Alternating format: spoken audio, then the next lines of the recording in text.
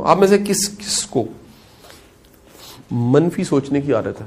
یہ لگتا ہے یار لائف کیا ہے پر ڈرنا نہیں، پلیز بتانا، شرمانا نہیں، مسئلے کا حل بتا دوں گا نا پکا پکا.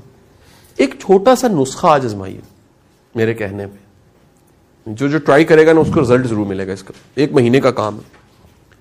شیشے کا جار لے لیں، پلاسٹک کا جار لے لیں، شیشے کا جار اتنا سا، اسٹکی نوٹس وہ لے لیں. آپ نے اسٹکی نوٹ کو رکھنا ہے ساتھ میں، اور بوٹل جار گھر میں کہیں سیف جگہ، کسی کو پتا نہ ہو. آپ دن میں جو بھی کچھ اچھا ہوتا ہے نا آپ کے ساتھ، اس کو نوٹ کر لیا کریں. چپ کر کے اس کو لپیٹ کے پرس میں رکھ لیں اور جا کے اس جار میں ڈال دیا. اگلے مہینے جب 1 مہینے بعد آپ میرے پاس آؤ گے نا، وہ جار بھرا ہوگا. یار اللہ اتنا کچھ اچھا کر رہا ہے آپ کے ساتھ. انسان کے مائنڈ کو لگتا ہے برا ہی ہو رہا ہے. مائنڈ ایک وقت میں نا، مائنڈ کا ہیلی کاپٹرک ویو نہیں ہے، سچویشنل ویو ہے. کیا بولا؟ دوربین اگر فٹ ہی اور واش روم پہ ہے کسی بلڈنگ کے، اس بلڈنگ میں کیا کچھ ہے وہ دکھ ہی نہیں رہا، صرف واش روم دکھ رہا ہے. کہتا ہے یار جب بھی دیکھتا ہوں واش روم دکھتا ہے.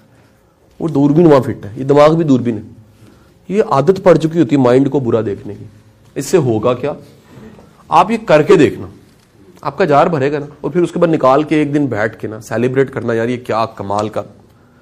آپ کے اندر رحمت کا احساس بڑھے گا. یار میرا اللہ کتنا رحیم ہے، میرا اللہ کتنا کریم ہے، کتنی محبت ملتی ہے یار، کتنا کرم ملتا ہے، کتنی آسانیاں ملتی ہیں، کیا کیا حق سے زیادہ ملتا ہے.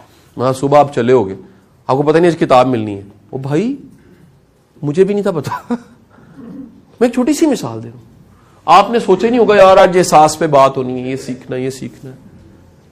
میں کہتا ہوں ایک سموسہ، ایک چائے کا کپ، ایک مٹھائی کا پیس کچھ کھاتے ہوئے ذرا سوچئے گا یار یہ کہاں سے میرے پاس آ گیا. آج ہم نہ ہوگے، انسان کو پتہ نہیں لگ رہا ہوتا، نہیں وہ چلی جا رہا ہے نا.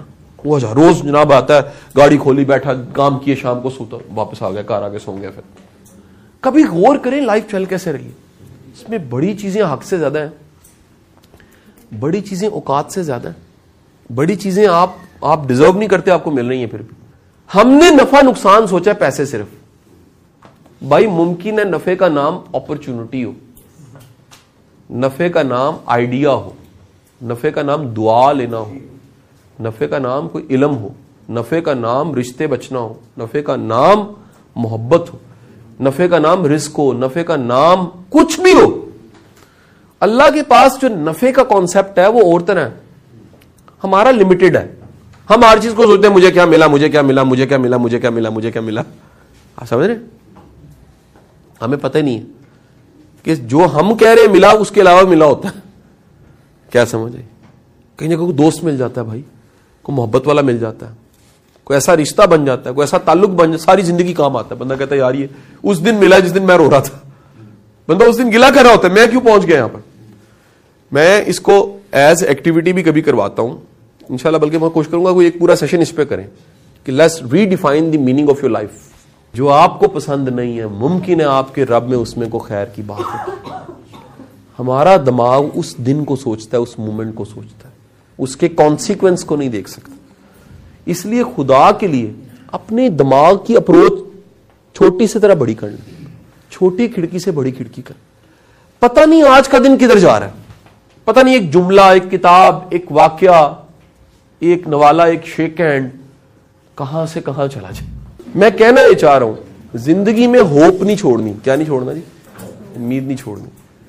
تو ممکن ہے کہ جس چیز کو آپ نہیں سمجھ رہے قرآن کہتا ہے اس میں کوئی نہ کوئی خیر کا پہلو ہو.